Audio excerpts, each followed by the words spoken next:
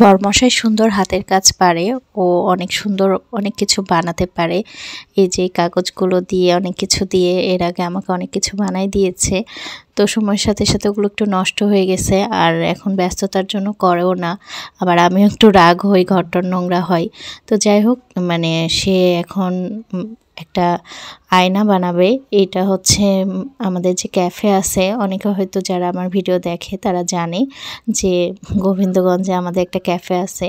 তো ওখানকার জন্য মানে ওই ক্যাফে সাজানোর জন্য তো বলছে আমাকেও বানাই দিবে। তো আগে ওইটা শেষ করুক, তারপরে হয়তো ঘরের জন্য করবে।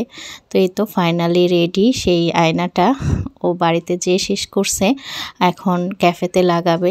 তো কেমন হয়েছে বলো তো বন্ধুরা। আর যদি তোমরা কেউ এরকম নিতে চাও তাহলে কিন্তু আমাকে বলতে পারো, আমার বরমশাই করে দিবে।